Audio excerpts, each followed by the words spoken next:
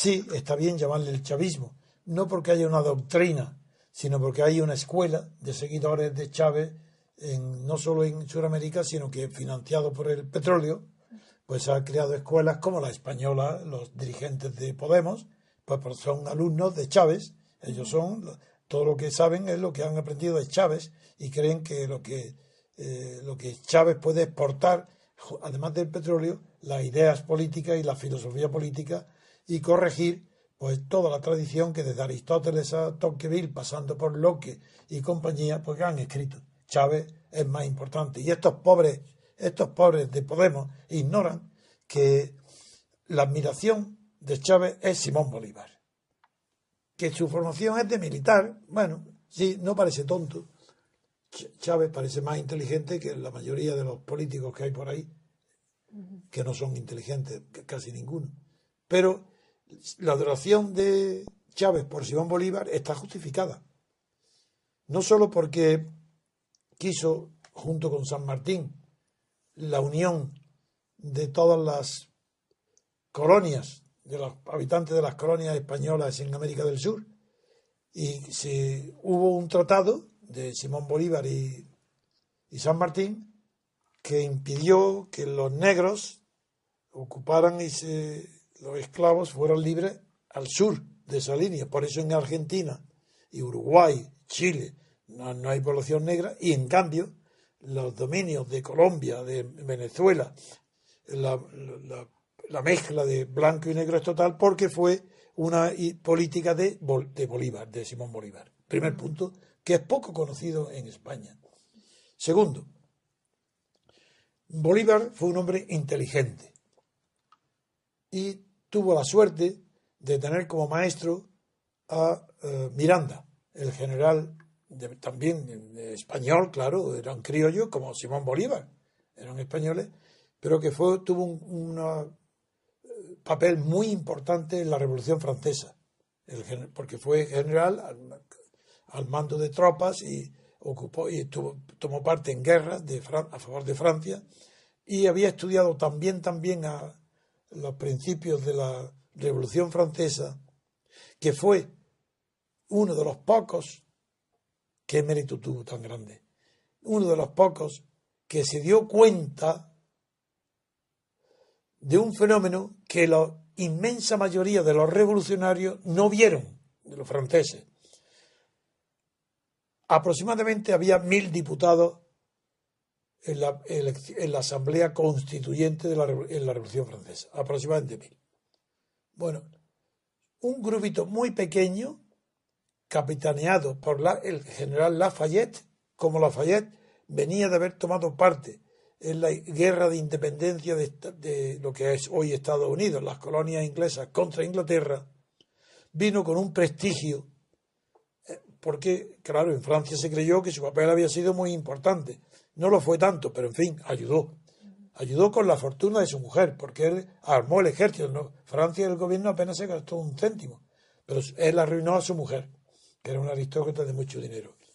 Y cuando llegó con la aureola del héroe del otro mundo, que era, como se decía entonces, más allá del Atlántico, ocupó cargos muy importantes, que fue designado enseguida, después del 14 de julio, de la toma de la Bastilla, fue designado jefe de la Guardia Nacional de la Comuna de París, que era el ayuntamiento, y tuvo un papel grande. Y él, como diputado en la Asamblea, a su alrededor se creó un grupo que se llamó el Grupo Americano, donde quisieron exportar a Francia la Constitución de Estados Unidos en la Revolución Francesa, copiarla.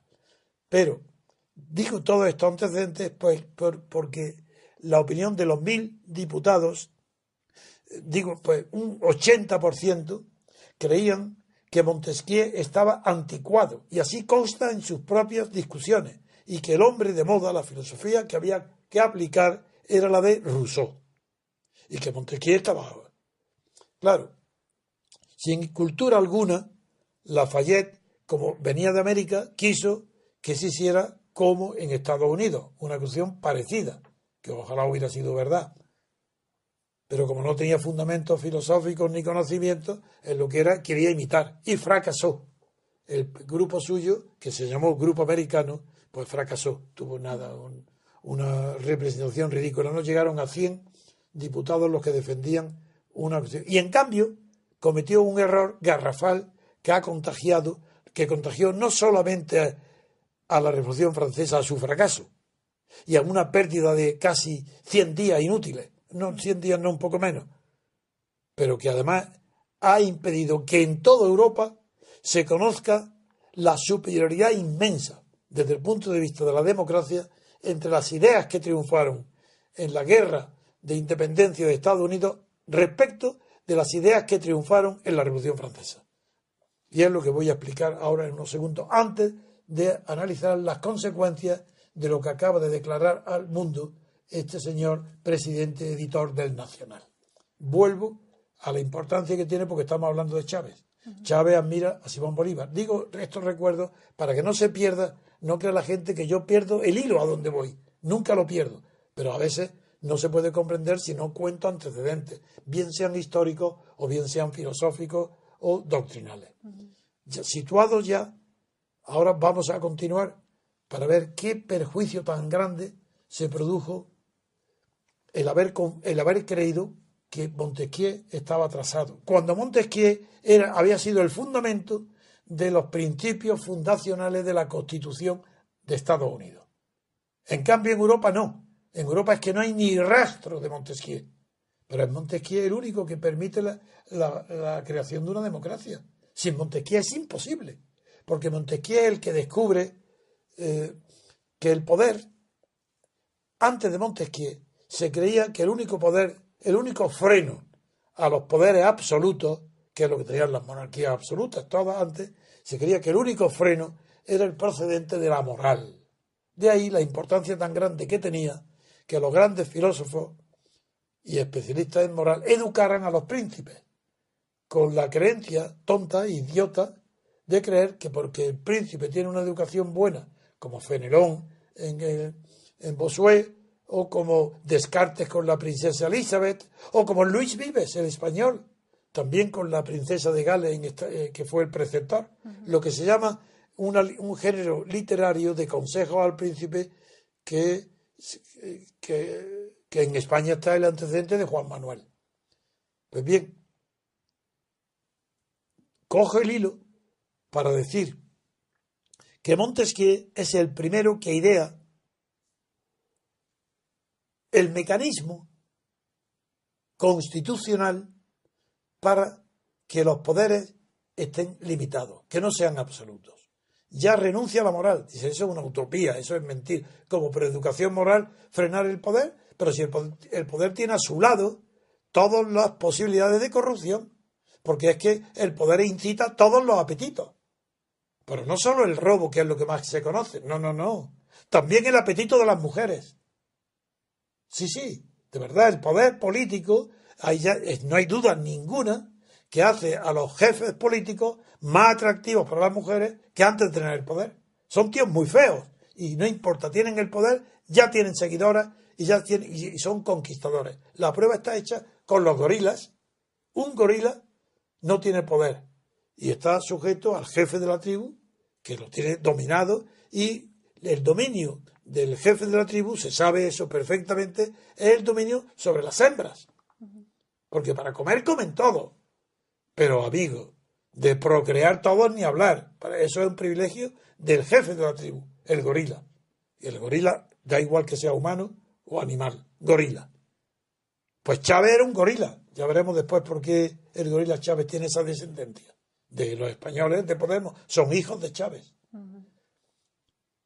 Pero continuando, si hay análisis científicos, que no hay nadie ya que lo discuta, que cuando un gorila joven vence a un gorila viejo que era el jefe y lo sustituye, bueno, pues si tenía de testosterona, por ejemplo, antes de la batalla, antes de tener el poder, tenía 50, cuando coge el poder y se hace el jefe, automáticamente al día siguiente tiene 100. ¿Y qué sucede? Pues que las hembras acuden tras él, porque es más atractivo.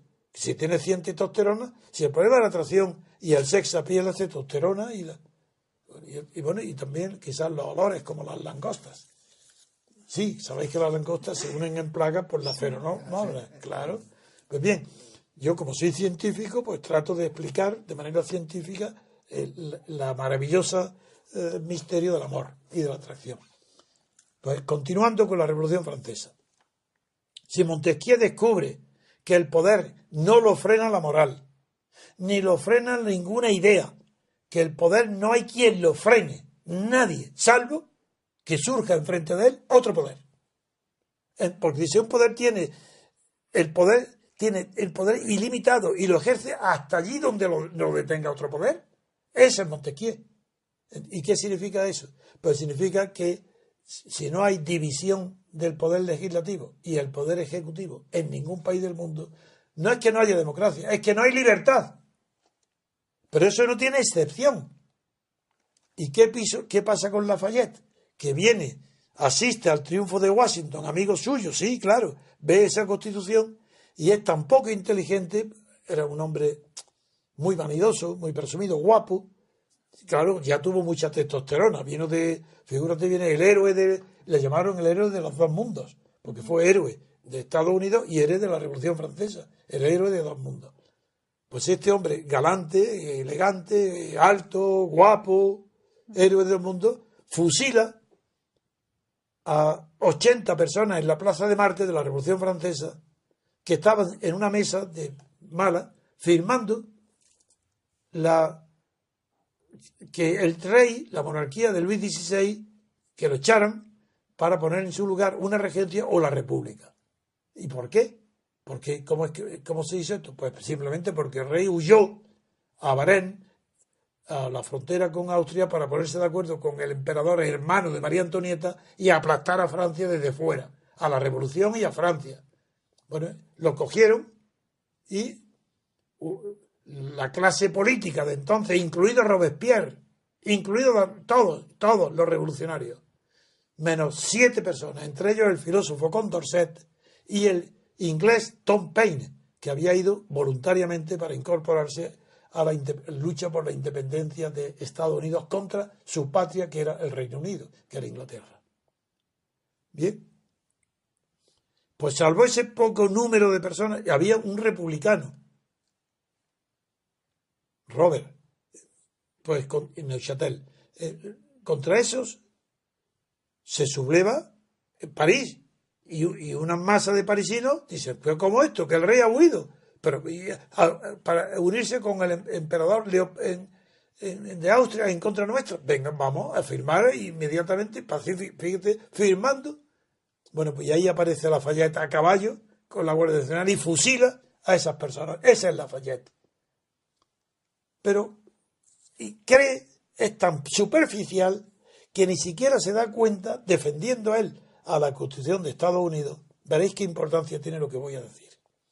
Cree, como la Constitución de Estados Unidos, después cuando se publicó, después de la Guerra Civil, cuando gana la guerra de independencia y hacen una Constitución, los vencedores, los de Estados Unidos, deciden incorporar como prólogo o preámbulo de la Constitución, fuera de su articulado de la Constitución, ponen la declaración de independencia que se había hecho en muchos sitios, pero en Virginia, en Filadelfia, y como un homenaje a los vencedores de la Guerra Civil, en la Constitución que se redacta se pone como preámbulo pues la Declaración de los Derechos del Hombre, eso de los hombres nacen iguales, etcétera, etcétera, etcétera. Bien, Lafayette hace creer, él mismo estaba equivocado. Él creyó que es que las constituciones son deducciones concretas de principios generales, que por lógica hay que deducir cada artículo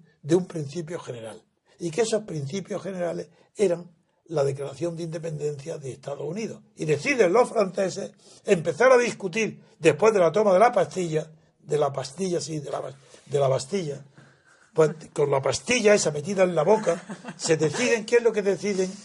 Discutir sobre principios metafísicos que constituyen, que creyendo en Lafayette, que por eso imitando a los americanos. Y perdieron nada menos que más de 2 meses discutir, y dicen frases, ahí están, 1000 metafísicos eran los diputados en la Asamblea constituyente, que fue la primera, eran mil discutiendo de metafísica.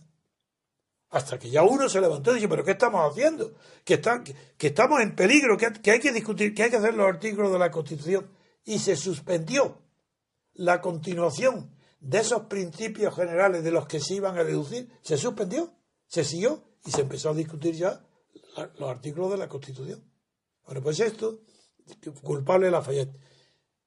Pero hubo uno que no fue diputado, pero fue el general, que es Miranda, de Venezuela, pero claro, de Colombia, entonces Nueva Granada, que fue el preceptor de Simón Bolívar, el que le enseña quién es Montesquieu.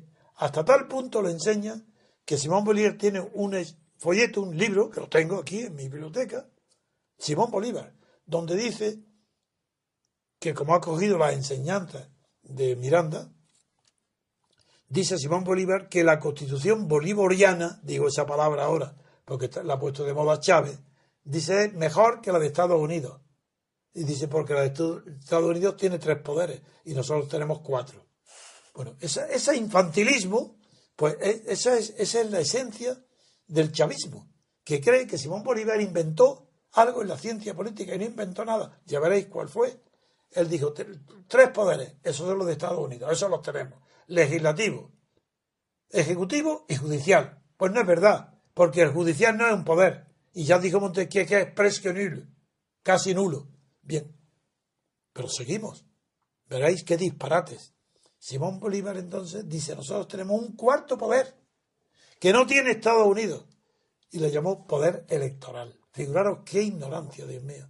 El poder electoral es una consecuencia de la libertad y no tiene poder, porque quien tiene poder será lo que resulte de los que han tenido el poder electoral, y ese poder electoral no es la soberanía, porque la soberanía la tiene el que tenga el control de las fuerzas constituyentes. Bueno, esa tontería, ese infantilismo de creer que un poder equiparable al legislativo y al ejecutivo se llama poder electoral, esa es la tontería de Simón Bolívar, y eso es lo que vuelve loco a Chávez, al chavismo, que creen que pueden exportar al mundo la teoría de Bolívar. Entonces, como estos politólogos españoles de Podemos no han leído a Bolívar, si no conocen lo que yo estoy diciendo, no saben de eso nada, ni saben quién es Miranda, ni saben que Miranda tradujo literalmente a Montesquieu en una carta y unos escritos que tiene Miranda durante la Revolución Francesa, que lo manda donde dice, mejor, con una literatura extraordinaria, dice, separar, citando a Montesquieu, no lo cita, la verdad es que, por no, la verdad, no lo cita, pero está copiado literalmente del capítulo 9 del Espíritu de las Leyes. Dice, separar de una asamblea colectiva un pequeño número de personas y con él constituir un órgano ejecutivo y habrá desaparecido la libertad política. Punto. Esas son palabras literales de Miranda. Figuraros, ¿qué sería en España hoy y en Europa? Un genio. Repito, extraer, coger, separar, elegir dentro de una asamblea legislativa, las Cortes, los parlamentos, un pequeño número de diputados y darle el poder ejecutivo, el gobierno, y habrá desaparecido la libertad política. Claro que la idea es literal no, pero de Montesquieu, porque ahí dice, Montesquieu añade maravillosamente, el que tiene que mandar legisla y el que tiene que legislar manda, ejecuta las leyes. Y por eso no hay libertad política.